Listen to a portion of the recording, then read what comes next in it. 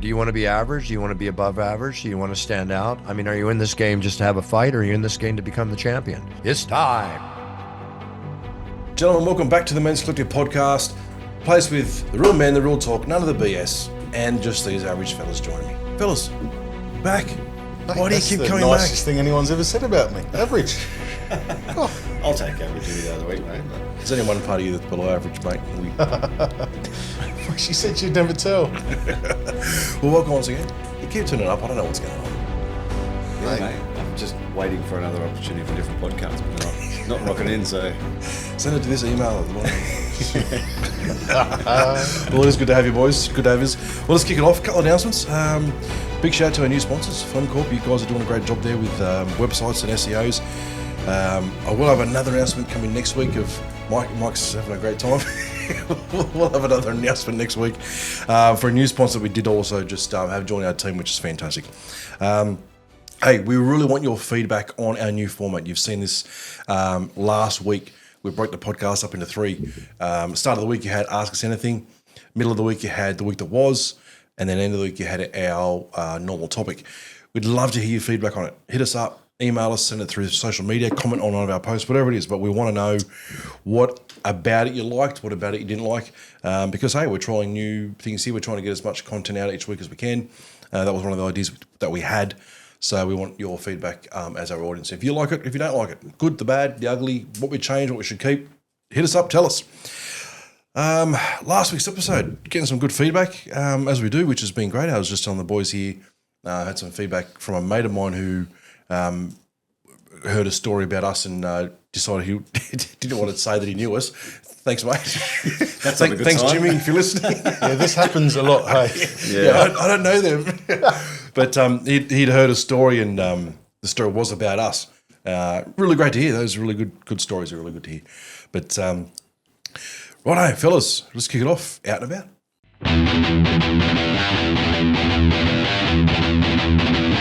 Guys, so this is the time where we just talk about what's going on as men, what we're doing in the community, and a bit about the meetups. So this week, it was a phenomenal week. We did the usual. We had 100 hot dogs go out. We had a heap of cakes and savouries. The weather was terrible. Yeah, Again, it feels like it's been raining for forever. It has. So we moved under the bandstand, didn't we, Wayne? We did. So that meant that there was a bit of dodgy driving by Wayne, bit of parking across a few bits. And about 45 minutes into the feed, we have a police van does a lap of the block. And they pull up and we just start having a chat with them. And I'm like, hey, guys, do you want a hot dog? You know, trying to build the relationship. They're good coppers, they are. They're good. And They're the two that work in Nambour. The only two. They need to. No one else too scared. that's for the whole region. He's making me say sheriff. Thanks, Albert. Yeah. But what happened? So Wayne offered some donuts. Mate, I didn't think. I forgot the correlation between police and donuts. I forgot that there was that. Did they get offended? They laughed, but they were... It heightened. There was immediate little bit of tension there, wasn't there, Wayne? Well, just a little bit. Yeah. Well, look, listen. So that because they didn't like my parking, but I nearly got. Well, actually, no. I reword that. Obviously, my parking was terrible, and I did get thrown under the bus by Mike because I made the donut comment. No. They've rocked up. It wasn't tense until Mike doing it. No, it was. They've rocked up, and so we always try and keep it friendly because they know what we're trying to do, being part of the community and things like that. So when they come past, we don't want them to not like what we're doing. We want them to be a part of it, you know. Yeah. So we went over and Mike was there first having a chat, and I've gone over, had a bit of a laugh. Hey guys, and I just walked over. So, two with onions, boys. Is that what's happening? And they're like, no, we're good. I said, we've got heaps of food. I went, heaps of donuts. Not even thinking like the whole police and donuts thing. And they're like, nah. And I'm like, yeah. So I didn't mean it like that. I didn't like that. What does now you do? What does pepper spray taste like? It's terrible. Still, my right eye still. It's good on donuts. I love it. So good. So anyway, that was a bit of fun. And then you're like, look, he's driving. Pull him out. What did you say? Look, he's bad parking officers. I said, look who's illegally parked. That's right. Yeah, so thanks for that, mate. But they let you off. They didn't. I don't think you got a ticket yet, so that's good. But after the barbecue, I bumped into our mate Troy the other day in town, and mate, he's been on the streets for 4 years. Yeah. IFYS got him into temporary accommodation this week. Very nice. You told us last week. How good is that? That's Mate, so good. I caught him mid-move. He's Really? all pumped, all excited. He's like, man, I've got a place and it's in town. So he's running his bags up from the park. And so just a good news story, right? Absolutely. Like Big you're shout there out every to all week guys, and you feel like you're kind of a little bit involved in their life. Like you rock up every week and you're finding out what's been going on and the good, the bad and the very ugly.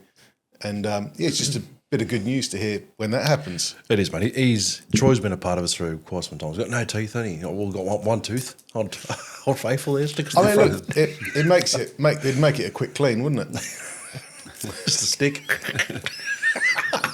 No, Troy's a great guy. Troy's one of those guys that you just have a chat with every single week. He's been coming. He's probably missed 5 to 10 over the whole 4-ish years. But yeah, got a place. Good on him. Really happy. Real for him. good guy. That's a life changer too, eh? Like you don't realise unless you've been in that position what that means to get a house. Like, oh, good, mate. He was the guy I told a story on where he came with that broken arm one time, and he said that they'd crushed his tent. Could lose that tent out in the park there at Amble, but they'd crushed his tent or burned his tent down actually I think, and then stomped on his wrist and crushed his wrist. So here he is. He's already homeless, and now he's walking around with a bunged up wrist and no tent left. And he's like, yeah, they burnt me tent and broke my arm in the process. Oh man, It's pretty rough, eh? times are just It's wild. But I suppose that's kind of why we do what we do, right? It Like is, you mate. get out there as men, Be a part of it. you want to help and do your bit for the community. So Yeah. it's good. I mean, look, let's move on and talk a bit about the trailer that's coming up. So we're finalising the designs; they're getting there slowly. Like it's taking a bit. I mean, let's be honest. The main thing is we're waiting for Wayne to sort the plumbing out, right? It's hard to get a good plumber these days. It's very hard, especially when he doesn't own any tools. So I mean, look, it is happening slowly. If anyone out there, if you guys are thinking you want to start your own feed or get involved with what we're doing, hit us up on socials, jump through the website and do a chat. We'd love to either help you start your own, or if you want to get involved, we can show you how to help with what we're doing, whether that's volunteering on the day, whether that's supporting through various organisations. Love to have a chat. So, hey Wayne, tell us about what's going on with the meetups, mate. Mate, meetups are going really good. The getting feedback all the time from the fellas. We made a few changes. Well, a few changes on the way. Made some decisions on some changes coming up on how the meetups are run, and going really good. I for those that don't know about our meetups, this is exactly how Average Joe's started. We started as meetup groups. We go for an hour for men only. Got to be above 18, obviously, because of the discussions and the chats that we have. But going really good, man. Look, it's the heart of where this began. Meeting for an hour, holding some accountability to each other, and just growing as men. That's where the idea actually of the podcast even got birthed, by taking the topics that we do in those meetups and bringing them to light here on the podcast. So been going really, really good. I won't say too much about it other than, the guys are going great.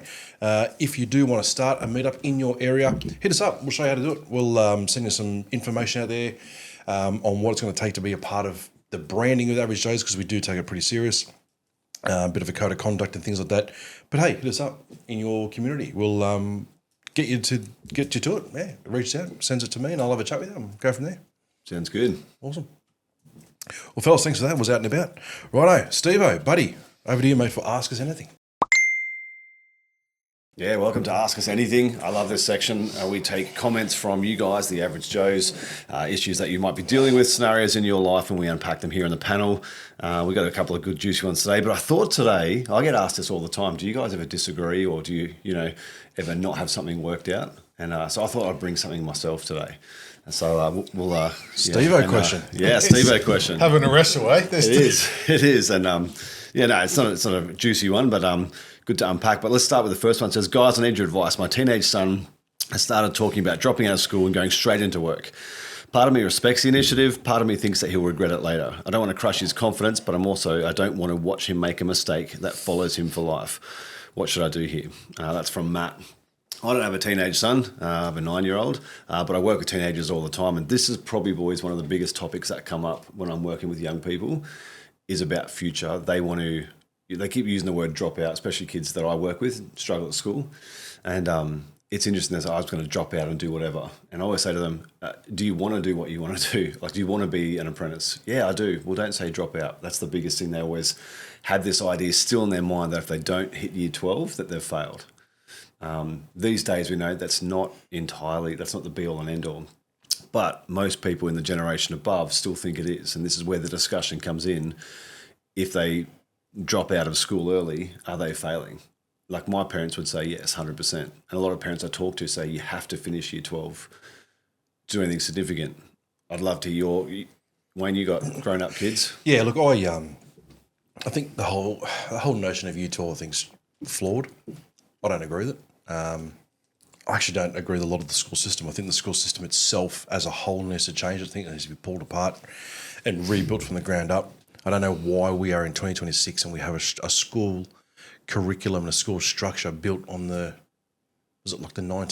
did school, probably government school come? It was built in the Industrial Revolution, mate. It was literally there for have somewhere to put your kids while the factory workers did their thing. And then they just trained them how to be factory workers. Yeah, you're literally trained on being an employee as when you're in school. I get a lot of trouble for saying that to my wife, when she hears me talk to the kids. Oh, I'm failing this. I'm like, doesn't matter. It's just school. It's just school, honey. I think the problem is that you keep dropping them off to a factory. That's the problem. Yeah. It's school. It's school day, Dad. Shut up and learn Chinese. Get on with it. You don't need year 7. Get in there and work. Look, I've got you're only 7. I have 4 kids. 3 of them are out of school. And the last one's coming through. My last one is the one that will 99% get an apprenticeship. And so he's now obviously at the start parts of year 11. And I wouldn't even say it's advice I'm giving him, but what I'm saying to him is I am not against going up to year 10. I think there's a lot about what schooling does have to offer is good. I mean, the teaching of the education side of it, reading and writing and maths, those things are so important. It doesn't matter what career you have, being able to read and write and simple maths, it's there. Where do you get that? I think if you're in school, give it till year 10, I would say is a form of commitment. I don't think year 11 and year 12 is necessary if you've got in mind what you want to do. If you've got your heart set on something and you've done year 10, go for it. If you're in year 9 and it's really not working out, I'd also say go for it. Especially as a guy, I think we need to nurture the fact that men are losing that drive to work and work hard anymore. So if you've got a kid that's in year 9 going, I want to get and have a crack, nurture that, I think. As a dad, okay, mate, you want to get out there and work? Let's do it. I think you've gotten yourself to a point where you know enough of the basics, but if you've got the mungle in you to get there and have a crack. Yeah. One of the hardest workers I know is a good mate of mine, Jay. I think you guys know who Jay is. Someone that actually does some of the food sometimes and helps us out with the trailer. I think he was in, year 9 was where he dropped out of school. Or dropped out, I use that word. What a loser. What an idiot. He left school year 9 and then worked in everything about his life before cooking was fishing, and still is fishing is his life. Right? He's a good guy. Yeah. But I started working at a tackle shop, and I think by the time he'd finished what would have been year 9, he would have been 15, he was managing the tackle shop, right? But because he loved it. Now, you could show him a lure of some sort, and he'd be like, mate, that's the so-and-so, blah, blah, and he just loves it because it was his passion. Look at him now. He's one of the hardest workers I know. He now does like catering and stuff. Mate, kills it as a business, but works hard. Like his hours are, gets in there. I remember, come up to Christmas, his hours are through the clock 3 days back to back, 2 full nights with no sleep because he's just banking the food. And anyway. So look, my advice, mate, if you're, I think nurture the fact that he wants to, lose the wording, dropping out. I think that's a really good thought you said there, Stevo. Getting to work, nurture that. Mate, if your boy wants to work, put him out. This is my story. In year 10, I wanted to finish year 10, do an apprentice, want to be a builder. And my parents made me go to year 12. And it was the worst thing for me because I had no desire to finish school. School wasn't hard for me, but I just didn't want to finish it. I wanted to be an apprentice, I wanted to be a builder. That was my goal. And they said, you have to finish year 12. And by the time I finished year 12, I couldn't get an apprenticeship. I was too old. Like back then, they'd only take year 10 kids pretty much. And I was lost for like 3 or 4 years because what I wanted to do got taken off the table just to finish school. But there was no reason. I would have got a trade, started my business.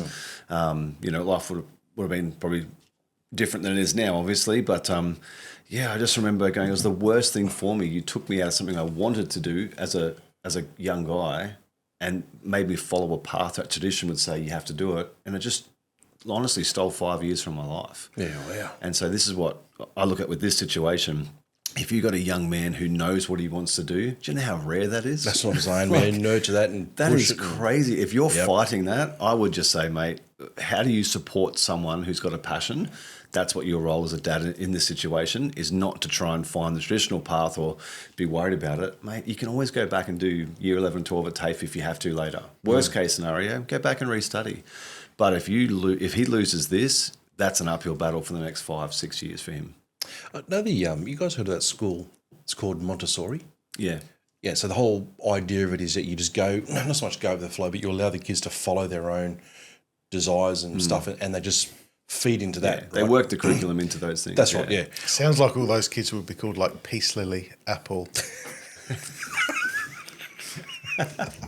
It does. It literally. Yeah. You sit there. I knew a few people that went to Montessori. I'm like, oh shit. They were the equivalent of homeschool kids, eh? You're like, oh. But here's the thing, right? You look at you look at the schooling system, and that's what I'm saying. Like the structure of schooling, and this is in no way a bad thing. So just hear me out. I'm not saying you know what I say. That majority of the teachers were female, and the idea was females were designing the school structure, the school curriculum. So they're doing it from the perspective of how females learn, and so the teaching came from an angle of how females learn. Well, you've got boys in the classroom. This was never taken into account, and this is why when you've got boys in a classroom and they're fidgety and they're trying to get it's because so many we're designed to be hands-on, and we learn with like just show me how to do it and I'll go do it. The school system still doesn't even still doesn't even like use any of that, right? So if you've got a boy who's chomping at the bit to get out there, you literally have a boy. Yeah. Let him go. Yeah, crack. Yeah. Yeah, I would. We were at dinner the other night with some friends of ours and a blended family, early stages, and mum's got a teenage boy who keeps getting in trouble at school, and she's like, I don't know what to do with him. You know, he's getting in trouble. He's there, and he tells me he's bored, and I don't know what to do. Do I trust? You know, do I believe him? It's exactly that, right? The system is so feminine, and it's so boring. Like if you're a young boy who's got energy and you're not book smart, like, or it doesn't interest you, why would you push them towards that? Like in 40, 50 years ago, when the best a tradesman could hope for would be minimum wage, I understand why you might want to push someone to get a degree and go and get a job at a bank or whatever else. But today, I mean, look at Wayne. Wayne, he just wakes up and ching, he's the plumbers. That would be nice, wouldn't it? Yeah. I'd love that. No, but I mean, How do you get one of those jobs? I think we're on the pokies. boom, boom. Wakes up, slash day with pokies. These days, tradesmen are earning a lot more money than a lot of guys with degrees. I mean, these days, and the way the system is now, most of these degrees won't even get you a job. Yeah. At the end of it, and we got young men who can go out and build an empire, basically. Yeah, it was class society, wasn't it? Education was deemed the highest form of class. Yep. 20, 30, 40 years ago. And there's nothing wrong with education, but there's so many pathways now. It's not the only way now, which it used to be. You used to finish school, get to uni. I remember people saying, I was the first in my family to go to uni, which is great, but that doesn't pay off, mate. I'd rather be the first in my family to be able to take care of my family. Absolutely. That's something I've seen in my family history. Just dads who haven't stayed around, broken marriages, kids who are either abandoned by their parents, whatever. I would rather say, I don't care about uni. I've done a uni degree. It meant nothing. I didn't even go to graduation. I was like, yep, just send it in the mail. I don't really care about it. I care about my family. So I'm with you. There's so many pathways now. I love this, though. It says, I don't want to crush his confidence. Also, don't want to watch him make a mistake. As a parent, I think you got to be prepared to watch your kids make some mistakes. You can't save your kids from everything. And if you do, then you haven't let them try anything. What are you raising? You're raising someone who will be 30 living in your basement still asking for handouts. You've got to let them fail at some point, but have some structure to help pick up the pieces and be there. And I think that's a really big key, especially at this time of life. I mean, you got a teenage boy, he's going to have 1,000 ideas, right? They might all be good, but at some point you've got to watch him fail at a few things to give him the confidence to succeed at everything else. So it's a tough spot, and I can't say I've been there. I'm not looking forward to it in terms of the stress of being a parent of a teenager. But I think we've got to do our best to allow them to grow from teenager into adult, and this is the hard journey. But I mean, look, as long as they've got, if you can teach them a good work ethic and then how to manage their money. Yeah. But yeah, we give our pocket money to our kids now, and my son, my son, autistic and intellectual disabilities, mate, they are loving it because for the first time, if they don't have the money to pay for it, they don't get it, and we're really strict on it. So we went toy shopping the other day. They saved a couple of weeks of pocket money, and Tracy's looking at toys. It's like $70-$80. He's like, "Oh, Dad, look at this one." I'm like, "Yeah, that looks awesome." He's, "Can I get it?" No. And after about half an hour of shopping, I said, "This is the section you can afford." And the look on his face, he was devastated. He's like, "Oh. Well, how do I get that?" And I said, "You've got to keep saving." This is the cell phone. Yeah. We were in the car park just playing with leaves and sticks. Yeah. This is what we can afford, son. But it's interesting. But now now money's become a very real thing. My daughter's 5. Like, she understands, okay, I can either get 2 small lollies now and save the rest for later, or I can buy something bigger, but I don't have money for later. And it's funny watching them work it out. Even at 5 and 9, they understand, or they're beginning to understand. I thought, I didn't have any of this. Like, I spent 3/4 of my first wage on clothes of my first full-time job because no one had talked to me about money.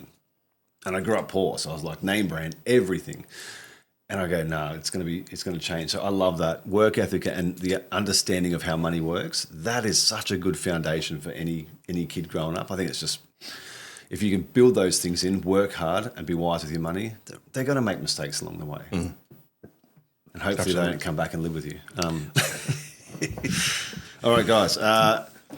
This might sound dumb. It's funny how many people start with that. I just like people, I know this sounds stupid.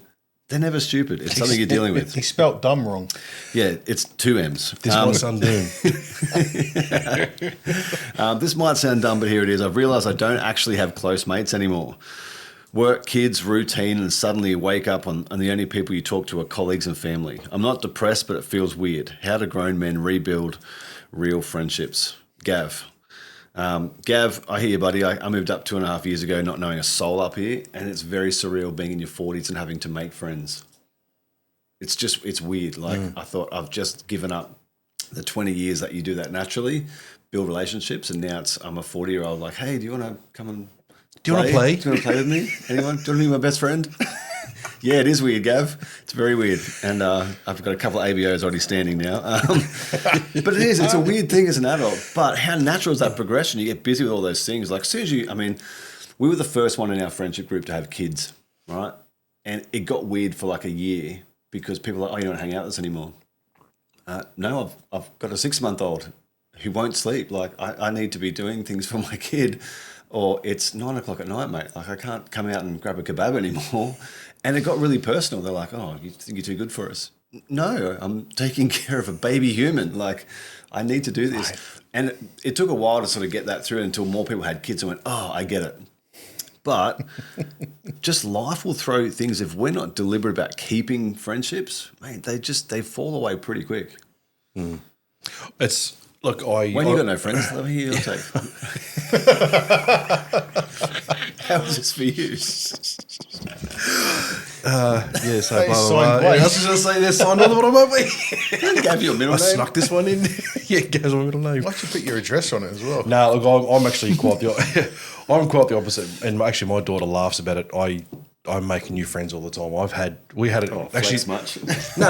I'm just because I see life as about people. And so when you get an opportunity to connect with people, I go for it, right? And even I was down in Newcastle when I travelled for it. It was about 2 years ago, and got chatting with the Uber driver. And I can't remember. I think it was Indian.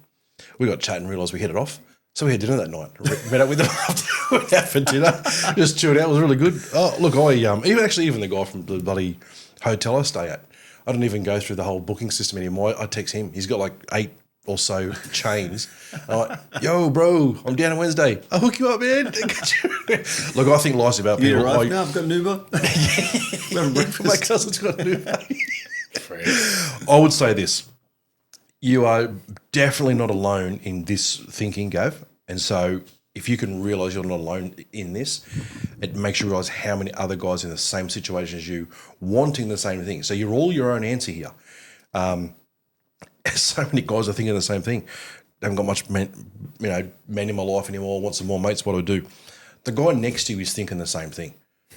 Yep. It's not a hard thing. Do you know, I feel like guy friendships become is women do this well and guys just naturally go, well, look, my friends are just my wife's friends' husbands. That's my friendship group. And you're like, I could actually think of something worse. We've had this like, conversation so many times. I don't choose anymore. It's just like, oh, we're hanging out with them. All right, cool. And it's the awkwardness of just the guys trying to make it work while the women are actually friends. I get in trouble for that sometimes, When I'm like, she's like, oh, we're going for dinner with so-and-so. And I'm like, oh, fucking great. Going to hang around 2 hours of awkward conversation, talking to a guy I've got nothing in common with. So what do you do? Nothing. Oh, cool. Her. Tick, tick, tick. Where's his entrees? Yeah, pretty much. But look, I was guilty of this. So I don't speak to anyone from my childhood. I don't keep in contact with anyone from the UK.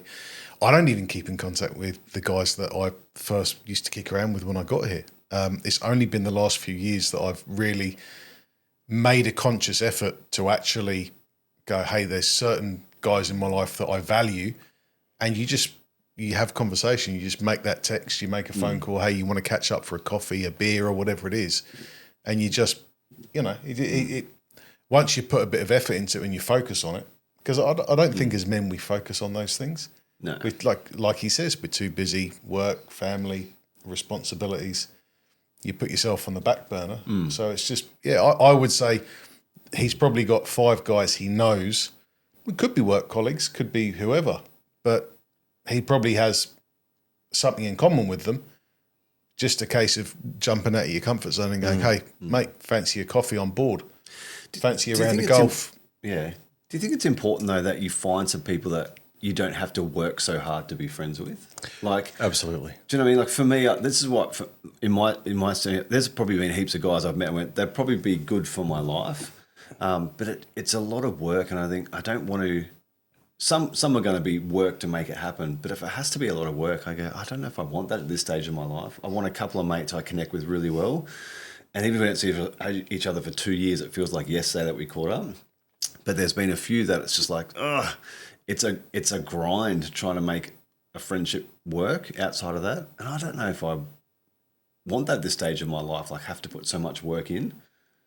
I don't know, I think the people I value I more see as mentors, and that's worth the effort. I'm investing in that.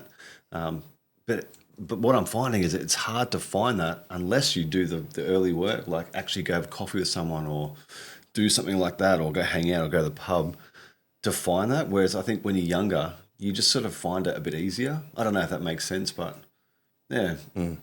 Yeah. One thing we haven't even said, which is probably one of the most important things out of this, mate, we were birthed here at Average Joe's on meetups of guys getting together. Hit us up, find out where one of our AJ's meetups are. Jump on the website, jump on Facebook or Instagram and see if there's probably one in your area. Head along, make some mates. They're other blokes in the same situation. Literally, they're doing exactly what you're wanting to do. Easy solution, dude. Very easy. Yeah. No, I think it's my advice to you, Gav, is don't try and be like when you're younger, you have like 50 good mates. It's just not deal with life anymore, but get 2 or 3 that's going to, as you said, be valuable, bring value into your life, and that you can add value to others. And I think that ends up being a good mix as an older person to have a couple of really, really good mates. But I think it's important to, if you don't have it, mate, work for it. Because when you don't have it, it's hard. Anyway, Gav, sounds good, mate. So last one, I thought I'd just bring something from myself, man, and get your opinion on it. So as you know, Definitely see a doctor about that, bro. Yeah. Well, they say they can't it's now help. working way up to the face. And it smells. Get looked at. Well, I just need help on renovating the spare room because I'm moving into it. That's the other one. We said we wouldn't talk about that. I told you in confidence. No, let's look at our business. So, been running a business on the side, slowly building it. And in, I think, 4 months, my contract with my full-time work is up. And I've just started looking at finding something new to move into. And I had this thought the other day: is what am I doing? Am I going all in and building the business to go solely in that, or do I slowly continue to build and just keep getting more work? Because it's harder to build on the side, right? It's harder to build that side hustle, put the work into it.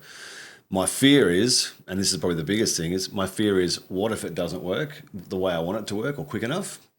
And then my family's at risk. You know, our livelihood, the house we're in, you know, I don't want to sell the Lambo. So,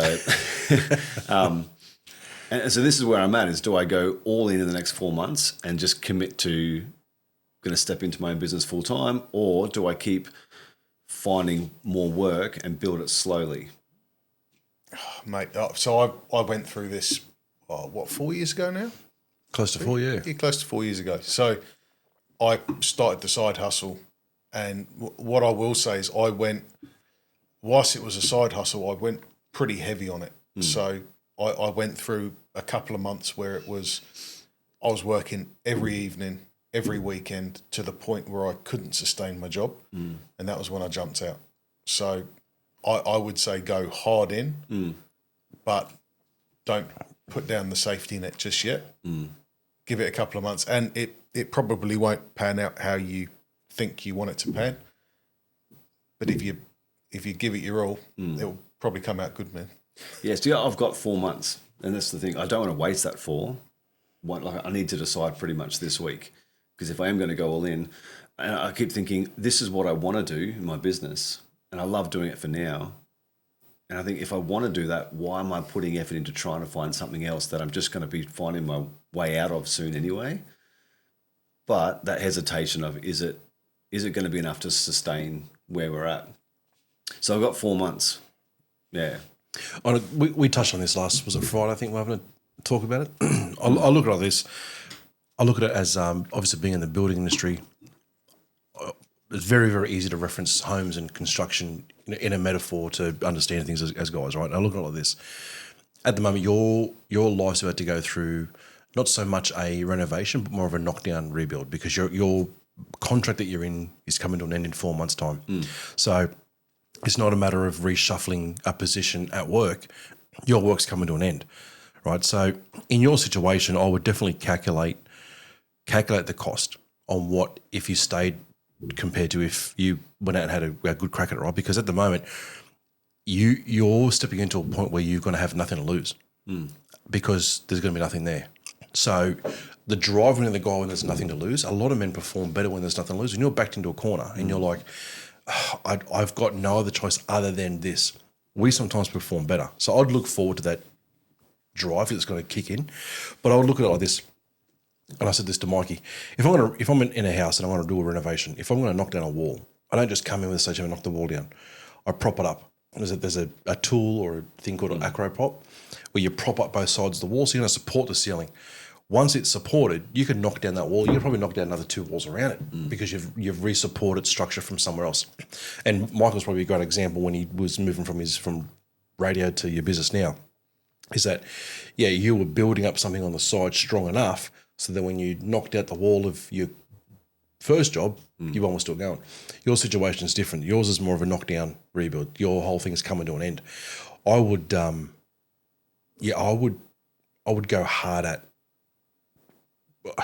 You're going to be in a position where you've got nothing to lose. So I wouldn't worry about trying to build up something else on the side. I would work on what you have going on the side already and make it strong and give it everything. Because there's that extra gear that kicks in for guys when you've got nothing to lose, when you're backed into a 100%, corner. And that's why I think playing it safe, that's why I haven't put as much time into it as I probably wanted to, because I have a full-time job. And worst case scenario, I get a wage coming in. So I think, yeah, that's. I mean, I've lived with that wall plus the props up for a while. It's hard to live in a half renovated house. Like it's just, it's always. I'd rather just go for it, I think. But yeah, it's an interesting one. I think guys will face it. If you're building something, it's a very interesting idea. It's easy, I think, to give advice on it. But when you're in it, like I understand how people get stuck and don't want to push forward. So yeah, all right. Have a crack, mate. Yeah. Yeah, do it. I'm resigning tomorrow. No, don't do it. That's all we're saying. Don't even resign. Just tell them right now. Send it home right now. All right. Send it home with 2 fingers.